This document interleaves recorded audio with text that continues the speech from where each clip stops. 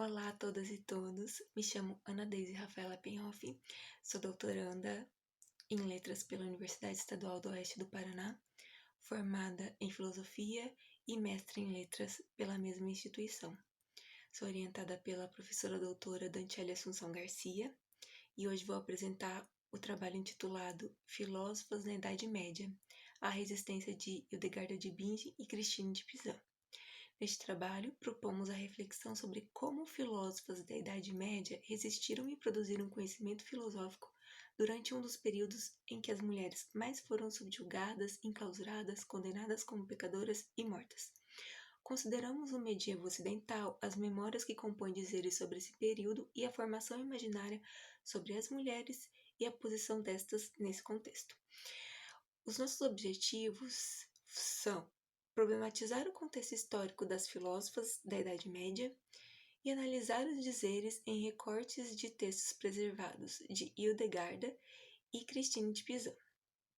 Nosso dispositivo teórico-analítico tem como base a análise de discurso materialista, método estruturado por Michel Pechet, que articula o materialismo histórico, a linguística e a teoria do discurso. Trabalhamos com as noções de Althusser sobre a ideologia e os aparelhos ideológicos e repressivos de Estado para entender as condições de produção do período medieval. Assim, considerando que a infraestrutura econômica desse período era organizada pelo sistema feudal e a superestrutura por uma ideologia cristã, percebemos o funcionamento do aparelho ideológico igreja que impunha valores cristãos e temores relacionados à punição da carne. Tal contexto de produção contribuiu para a constituição de uma memória que desconsidera a resistência de filósofas na história da filosofia em geral e, em particular, no contexto histórico do medievo. Diante dessa problemática, nossa análise aponta para uma resistência das filósofas por meio das condições de produção de seu período, a saber, Hildegarda por meio da religião e Pizan por meio do instrumentário ideológico que determinava como mulheres e homens deveriam se portar na sociedade conforme a classe social a qual pertencessem. Os escritos preservados de ambas produzem furos em uma formação imaginária sobre a vida das mulheres no medievo, especialmente sobre a inexistência de filósofos nesse período. Nas reflexões de Hildegarda em sua obra Cívias, entendemos que há um furo na memória discursiva constituída a partir da história hegemônica. Esse furo se dá dentro e por meio do aparelho ideológico igreja.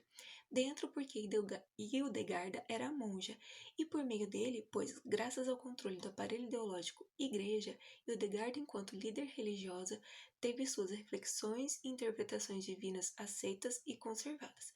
Isso possibilitou que a filósofa se dedicasse à leitura de textos clássicos, bem como abordasse outros assuntos filosóficos que não estivessem necessariamente ligados à Igreja e à fé cristã. Em outra posição, Pizan utiliza de suas condições de produção, nesse caso a estrutura feudal, para pensar, escrever e divulgar suas ideias.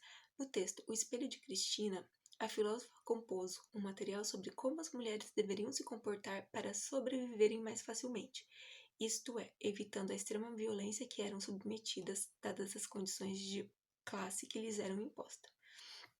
Percebemos que, embora destinado a diferentes tipos de mulheres, o texto de Pizan elabora um manual para que estas se saiam bem, isto é, tenham uma vida melhor. Por isso, consideramos que Pizan é uma filósofa que fura com a memória discursiva da história da filosofia na medida em que reflete sobre uma formação imaginária das mulheres a partir de seu contexto de produção, escrevendo sobre si e sobre outras mulheres para outras mulheres. A partir do apresentado, então, é possível concluir que, ao analisar o contexto de produção da escrita de Hildegarda e Pizan, podemos refletir sobre a resistência dessas mulheres em seu contexto histórico, o que possibilita novos efeitos de sentido possíveis a partir da materialidade de furos em uma memória que já diz, não diz e silencia sobre as mulheres no medievo e suas vivências intelectuais. Agradeço a organização do 10º SEAD, a minha orientadora, a professora doutora Daniele Assunção Garcia, e a CAPES pelo apoio e pesquisa. Faço o convite para sugestões, questionamentos, acréscimos, debates e reflexões sobre o tema. Obrigada!